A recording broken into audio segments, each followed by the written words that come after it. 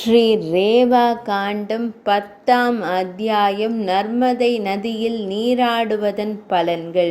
யுதிஷ்டிர மன்னர் கூறினார், சிறந்த பிராமணரே, தவம் புரியும் ஆற்றல் பெற்ற அனைத்து உன்னத ஆன்மாக்களான முனிவர்களாலும் இந்த மிகவும் மதிக்கத்தக்க நர்மதை நதி எந்த கல்பத்தில் பிரிக்கப்பட்டது?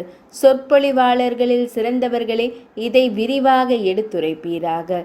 கல்பத்தின் முடிவில் மக்கள் என்னென்ன துன்பங்களை எதிர்கொள்ள வேண்டியிருக்கும்? ஐயனே, கடந்த கல்பத்தில் இருந்த ஏற்பாட்டை விவரிப்பீராக. பாவமற்றவரே, அதற்கு முந்தைய கல்பத்தில் இது எவ்வாறு இருந்தது? சபையின் நடுவில் இவ்வாறு வேண்டிக் கொள்ளப்பட்டதும் மார்க்கண்டேய முனிவர் இந்த வார்த்தைகளை கூறலானார். மார்க்கண்டேய முனிவர் கூறினார், நான் விவரிக்கிறேன், இதை அனைவரும் கேட்கட்டும். இந்த கதை முற்காலத்திலிருந்தே தொடர்ச்சியாக கேட்கப்பட்டு வருகிறது. இது இந்த கல்பத்திற்கு முந்தைய ஒரு பெரிய கல்பத்தின் சிறப்புமிக்க கதையாகும்.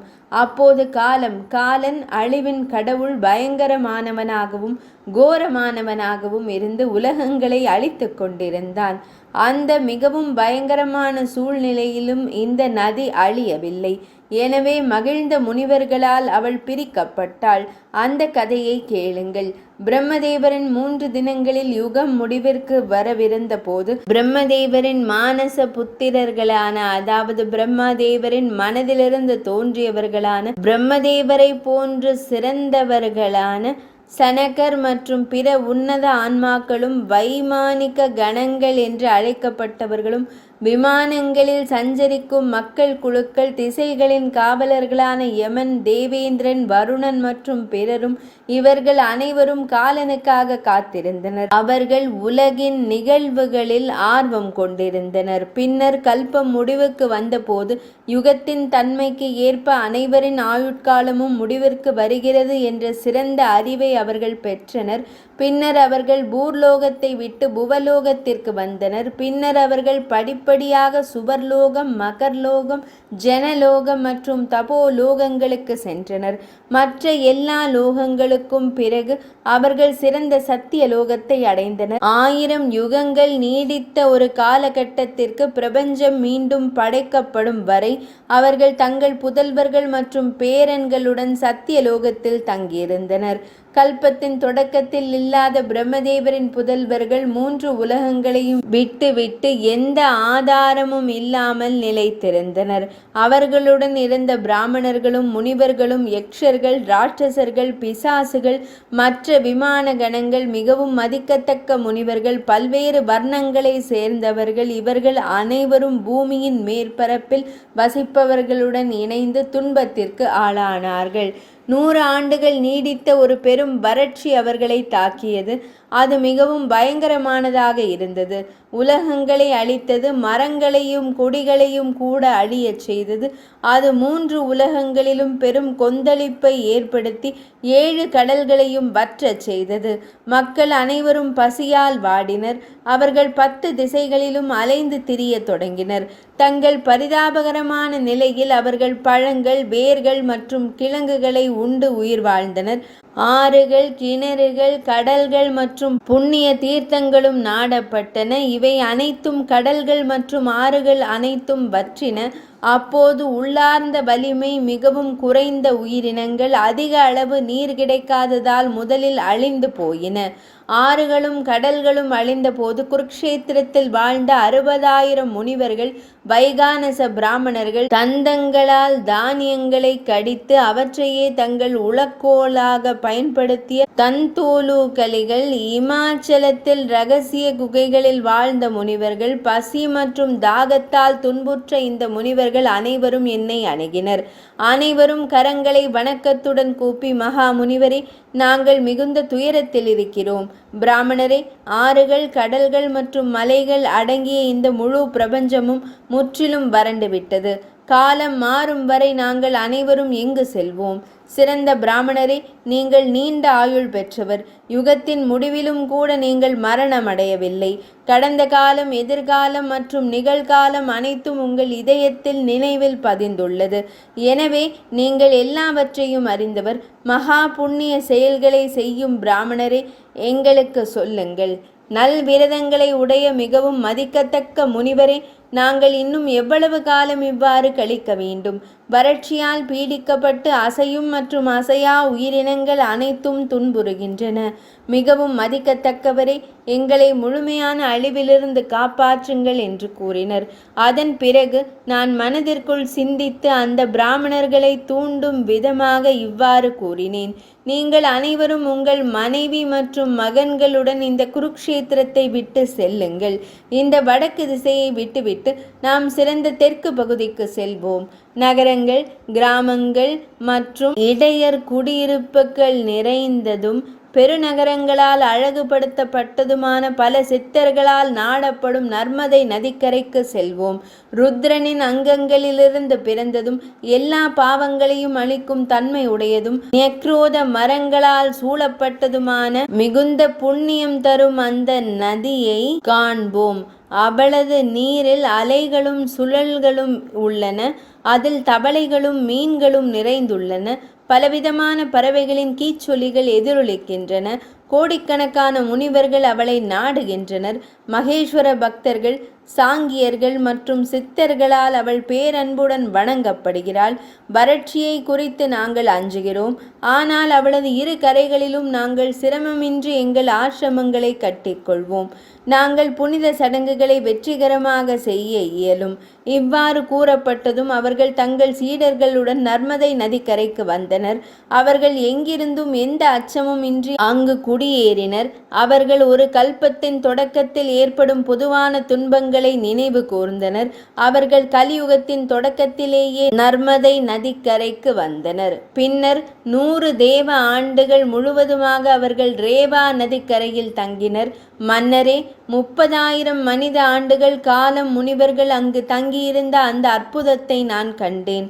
உலகின் மற்ற பகுதிகள் வறட்சியால் பீடிக்கப்பட்ட போது, அசையும் மற்றும் அசையா உயிரினங்கள் வறண்டு போன போது, யுகத்தின் தொடக்கத்தின் அனைத்து கணக்கீடுகளும் மாறிய போது, மயக்கமும் அதை தொடர்ந்த கூக்குரலும் ஏற்பட்ட போது, 4 வர்ணங்களின் பாகுபாடு அழிந்து போன போது, பலிகள் மற்றும் ஹோமங்களின் ஒழுங்கு நின்று போன போது, ஸ்வாஹா மற்றும் வஷட் என்ற சொற்களின் உச்சரிப்பு நின்ற போது, தனிப்பட்ட தூய்மை மற்றும் நல்லொழுக்கத்தின் புனிதத்தன்மை இனி பேணப்படாத போது, இந்த சிறந்த நதி மட்டுமே கோடிக்கணக்கான முனிவர்களால் தஞ்சமடையப்பட்டது.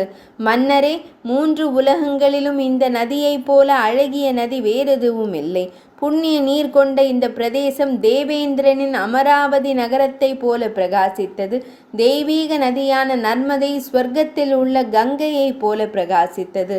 ஆலயங்களும் சன்னதிகளும் அற்புதமாக இருந்தன. ஆசிரமங்கள் நன்கு திட்டமிடப்பட்டிருந்தன. அது கடலில் சங்கமிக்கும் இடம் வரை இரு கரைகளிலும் மரங்களும் மலைகளும் இருந்த எண்ணிக்கைக்கு சமமாக சன்னதிகள் அலங்கரித்திருந்தன. அக்னிஹோத்திரங்கள் செய்யப்பட்ட போது யாக பொருட்களும் அதிலிருந்து வெளிவந்த புகையும் நர்மதியை சுற்றி உள்ள பகுதிக்கு மழைக்கால இரவின் தோற்றத்தை அளித்தன. பல சன்னதிகளில் செய்யப்பட்ட ஆராதனைகள் மற்றும் பிரதிஷ்டைகளால் அற்புதமாக பிரகாசித்த பல நதிகளை கொண்ட அந்த பகுதி தேவேந்திரன் மற்றும் பாஸ்கரனின் நகரங்களைப் போல ஒளிர்ந்தது. சிலர் 5 நெருப்புகளுக்கு மத்தியில் தவம் செய்தனர். சிலர் அக்னிஹோத்திரங்கள் செய்தனர். அவர்களில் சிலர் கடுமையான தவத்தில் ஈடுபட்டிருந்தனர். அவர்கள் புகை கற்றைகளை உள்ளிழுத்தனர். சிலர் ஆத்ம யாகத்தில் தன்னை குறித்த தியானத்தில் ஈடுபட்டிருந்தனர். மற்றவர்கள் பாதி நெறிகளில் ஈடுபட்டிருந்தனர். சிலர் வைணவ கொள்கைகளையும் மற்றவர்கள் சைவ அனுஷ்டானங்களையும் பின்பற்றினர். விரதங்கள், உணவு உட்கொள்வதிலும் அவர்களுக்கு பல வகைகள் இருந்தன. ஒரு நாளைக்கு ஒரு முறை, 2 தினங்களுக்கு ஒரு முறை, 6 தினங்களுக்கு ஒரு முறை என உணவு உட்கொண்டனர். சிலர் சந்திராயன விரதத்தையும் சிலர் கிருச்சிர விரதத்தையும் சிலர் அதிகிருச்சிர விரதத்தையும் கடைபிடித்தனர்.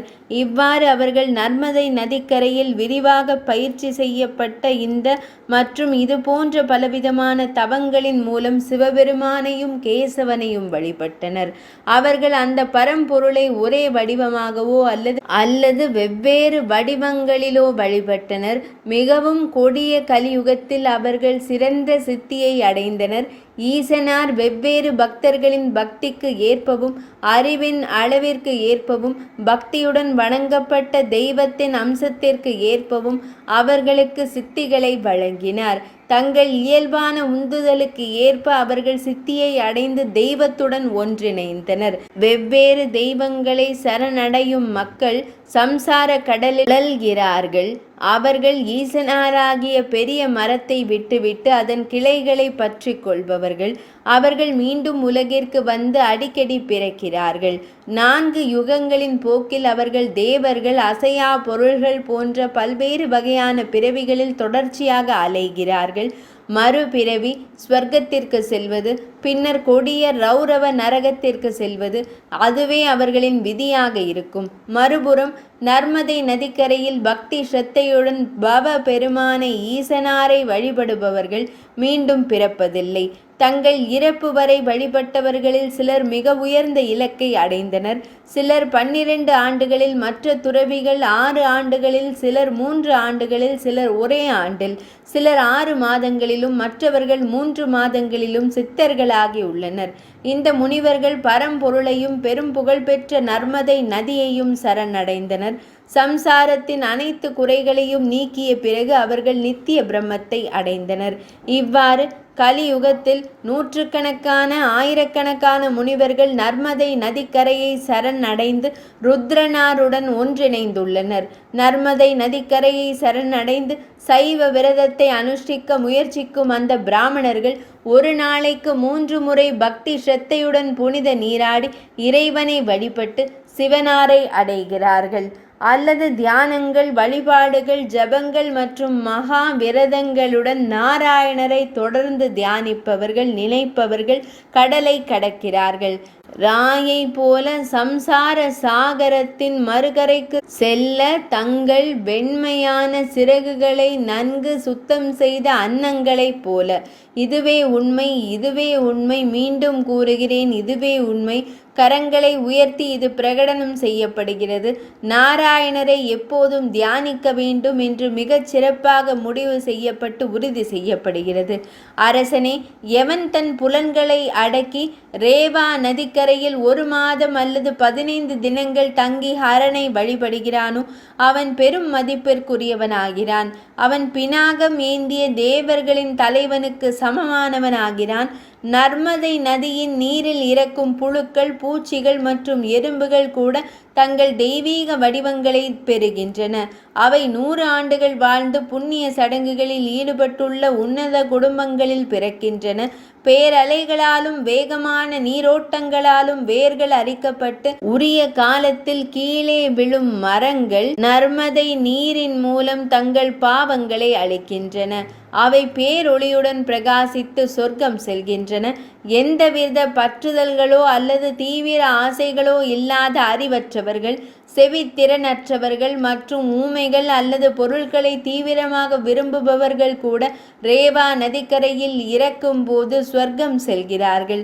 அப்படி இருக்க பவனை தங்கள் வழிபாட்டு பொருளாக கொண்ட உணர்ச்சி பெருக்கமுள்ள பிராமணர்களை குறித்து ஏன் சந்தேகிக்க வேண்டும்? சிவபெருமானை வழிபட்டு தங்கள் மன உணர்வுகளை கேசவன் மீது செலுத்தி ரேவா நதியின் நீரால் தங்கள் உடல்களை தூய்மைப்படுத்தி கொள்ளும் பக்தர்கள் தங்கள் உடல்களிலிருந்து விடுபட்ட பிறகு மாதந்தோறும் விரதமிருந்து தங்கள் அவயவங்களை வருத்தி கொள்ளும் மற்றவர்கள் அடையாத அந்த இலக்கை அடைகிறார்கள். நர்மதை நதிக்கரையை அடைந்து அழியாத பெருமையுடைய சிவபெருமானையோ அல்லது நாராயணரையோ மன தூய்மையுடன் வழிபடுபவர்கள் மீண்டும் தாயின் முலைப்பாலை சுவைப்பதில்லை. தேவர்களால் துதிகளால் போற்றப்படும் நர்மதை நதிக்கரையை அடைந்து நீவாரா, ஷியாமகா, யவா, இங்குடா போன்ற தானியங்களை உண்டு வாழும் மற்ற பெரும் முனிவர்கள் மரணத்தை சந்திப்பதில்லை. தெய்வீக நதிக்கரையை அணுகி ஒரு நாளைக்கு 3 முறை இறைவனை வழிபடுவதன் மூலம் தங்களை தூய்மைப்படுத்தி கொள்பவர்கள் மலம், சிறுநீர், தோல், எலும்புகள் மற்றும் நரம்புகளை தலையணைகளாக கொண்ட ஒரு இளம் பெண்ணின் வயிற்றிற்குள் மீண்டும் படுத்து கொள்வதில்லை. அவர்கள் செய்யும் பலவிதமான யாகங்களால் காணிக்கைகளாலும் தானங்களாலும் அல்லது அவர்கள் நாடும் சிறந்த தீர்த்தங்களாலும் அவர்களுக்கு என்ன பயன்? அவர்கள் ருத்ரனாலேயே முன்பு கடந்து செல்லப்பட்ட நர்மதை நதியின் வடக்கு அல்லது தெற்கு கரைகளை நாடுகிறார்கள்.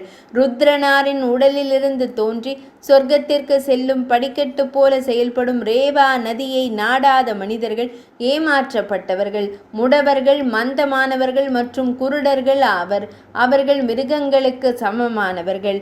கலியுகத்தை மீண்டும் காண விரும்பாத சிறந்த பிராமணர்கள் நர்மதை நதியின் கரைகளை அடைந்து மற்ற அனைவருடனான தொடர்பை தவிர்த்து சர்வனை வழிபட வேண்டும்.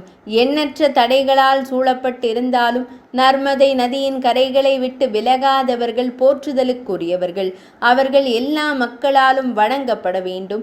அவர்கள் எல்லா மக்களுக்கும் நன்மை பயக்கும் செயல்களை செய்கிறார்கள். பிறகு அத்ரி முனிவர், கர்கியர், வசிஷ்ட முனிவர் மற்றும் கங்கர் ஆகியோரும் நூற்றுக்கணக்கான பிறருடன் இணைந்து இந்த நதியின் நீரில் நீராடி மிகச்சிறந்த சித்திகளை அடைந்து மற்ற உலகங்களுக்கு அல்லாமல் மருத்துக்களின் தேவர்களின் உலகங்களுக்கு சென்றுள்ளனர். தங்கள் உள்ளத்தில் எப்போதும் தூய்மையாக இருந்து ஞானத்தை அளிக்கும் இந்த புனிதமான மற்றும் மிகுந்த புண்ணியம் தரும் கதையை படிப்பவர்கள் உண்மையில் மிகுந்த மதிப்பிற்குரிய மனிதர்கள். அவர்கள் மிக உயர்ந்த இலக்கை அடைகிறார்கள். உண்மையில் ருத்ரனின் கூற்றே இதற்கு ஒரு செல்லுபடியாகும் சிறந்த சான்றாகும். 10ஆம் அத்தியாயம் இனிதே நிறைவடைந்தது.